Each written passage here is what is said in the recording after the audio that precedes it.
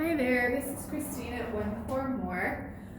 Thank you so much if you purchased an at-home pouring kit from me for the holiday season or beyond for fun in your home where you feel safe. If you didn't purchase a pouring kit, this video will include helpful tips and tricks for you to go to your local craft store to pick up different items to do some acrylic pouring at home safely.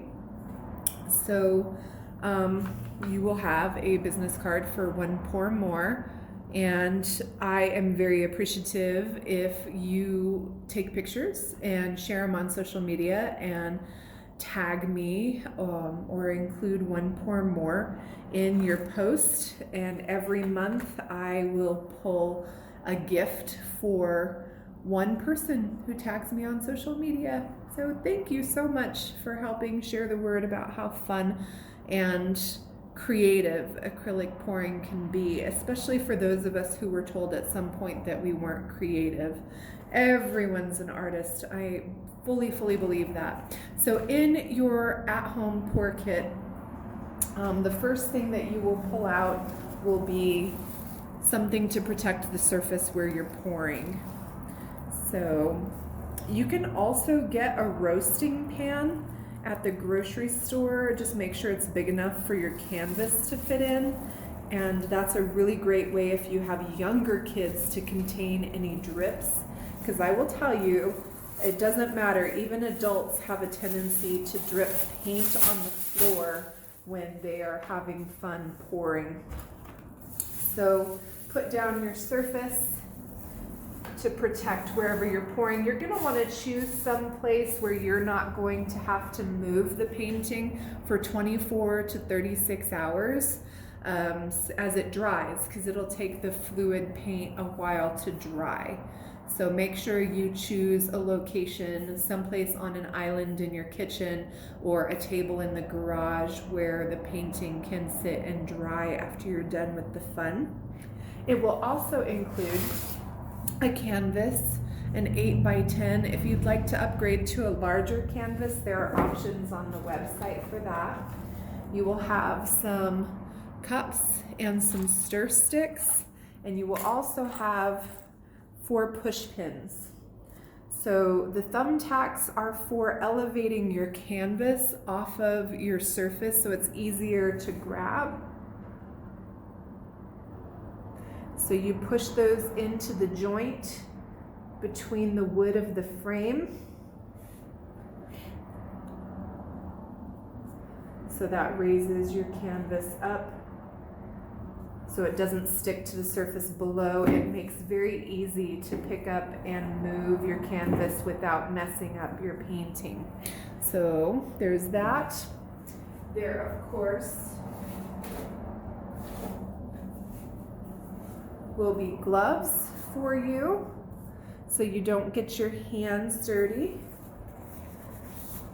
This also keeps it safe if you purchase more than one kit, so people aren't touching all of the stuff. Keeps it sanitized. Then you have your paints. On the website, you'll choose what color paints you want for your painting. That's part of the ordering process. Keep in mind, all of the paints that I have are primary colors. So I have white, black, red, yellow, and blue. Secondary colors, green, orange, turquoise, and purple. And I have 2 metallics, silver and gold. And you can always mix them. So if you want your purple to be more blue, you just let me know. Or you just pick purple and blue so that you can mix them together. That's why I give you extra cups. If you want pink instead of red, you can add white to your red to make pink. You can add purple and red and white together to make a very pretty fuchsia. If you want brown, you can choose green and orange. That makes a very lovely earthy brown. So again, be creative when you choose your colors. I try not to waste too much paint, so I try to give you just enough for the painting that you're going to be doing. An 8x10 canvas takes about 5 ounces of paint. So for this style of painting, we can do a couple of different things. One of the techniques I'd like to do, well, first let me show you what it's like if you wanted to combine and mix paints. These fluid paints are already mixed to the right viscosity for you. So say I want to make my turquoise a little metallic. I just add my turquoise, then I've got gold right here. So I can add my gold in there. And then I stir to combine. So, and I don't like to inhibit anyone's creative process. So there's a lot of different ways that people can pour paint onto canvas. A clean pour is pouring your colors directly onto the canvas. So let me unleash the rest of my colors here. I've got red and I've got yellow.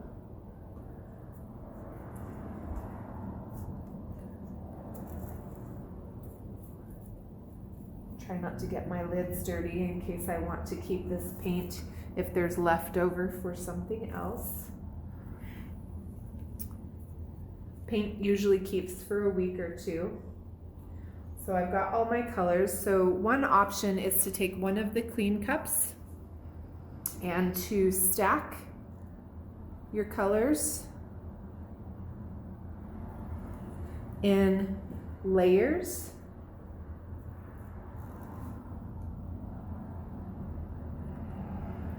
And you want to do thinner layers because that's going to give you more excitement on the canvas.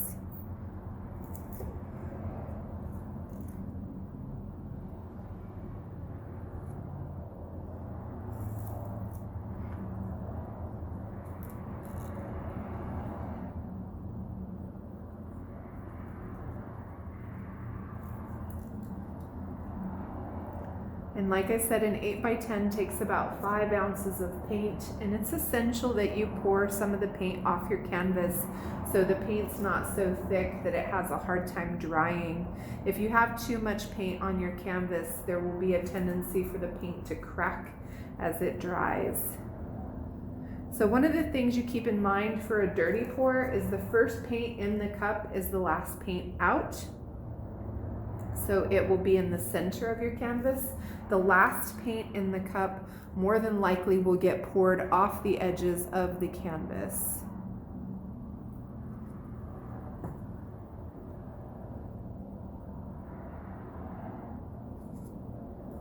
So as you see, like I said, I try to put in just enough paint to be able to do the one painting. I might put in a little bit more just to make sure, but this will be just over 5 ounces total, all said and done. So that is how you would do a dirty pour. Then you have two options.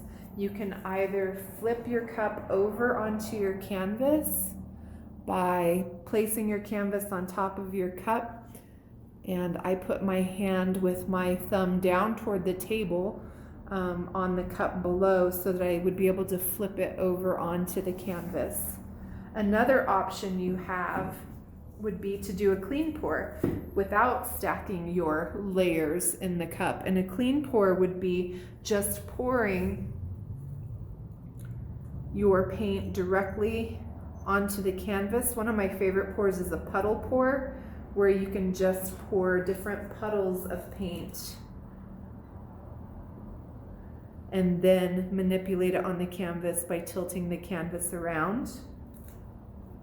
So you could do a puddle pour with all of your paint. It's a fun way to do a painting. So that would be a clean pour. But my favorite is the tree ring pour. The flip cup tends to be kind of, it looks like geology or the galaxy a lot of times, the outcome of it.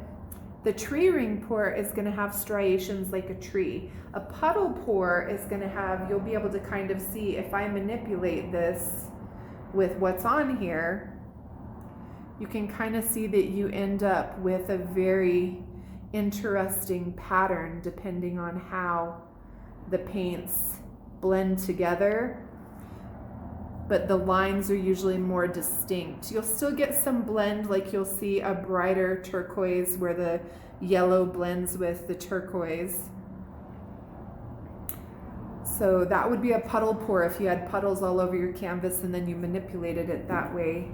That would be kind of the pattern you get. The flip cup is more like geology or very spacey.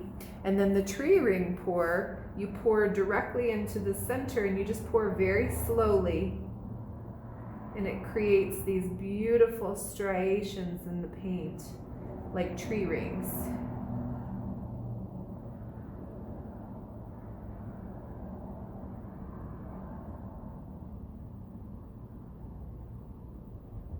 If you pour it faster, it's going to end up very different than this. So you want to pour slowly.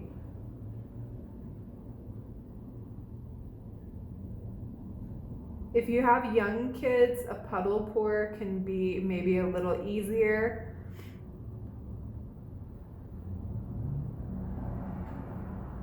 Or a flip cup with a little bit of help so they don't get paint all over the place.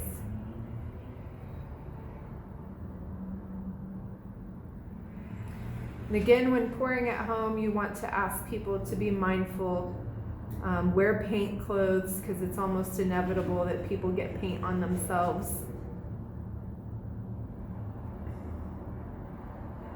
And make sure they're pouring over the top of where you have your protection on your table. So once you get enough paint on, you can slowly tilt the paint in different directions until the entire canvas is covered. So as I come down to the bottom toward my feet, I tend to bring my canvas up a little higher, let it run off the edges. I hold on to the frame of the canvas underneath.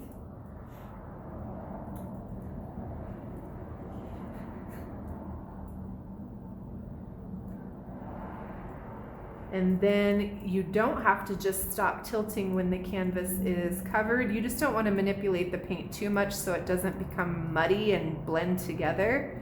But if you want something to be closer to the middle because you find it more interesting, you can move it back. Then what you can do is check and make sure that everything is covered, and if not, you can dip your gloved finger into the paint on your surface, on your table, and dab, dab, dab the edges that are just canvas. Make sure you try to use an area that has the same color of paint that's going on there, because this is my favorite part, is the wraparound. The fact that it looks so similar to the painting itself on the canvas. Then again, if you've got paint on your gloves, you don't want to drip it over the top of the canvas and you don't want to drip it over the top of the floor. So you grab your gloved hand with your other gloved hand, take it off very slowly and gently so you don't fling paint everywhere. Then grab the edge of your gloved hand and take it off over the top of that other glove. And that pretty much encompasses all the paint so you can very easily dispose of it. And then, like I said, you'll just leave this here to sit for a day or two, and you'll be able to see the shine will go out of the paint. It will become kind of matte colored, and you'll be able to watch it dry from the edges. It'll dry from the outside in.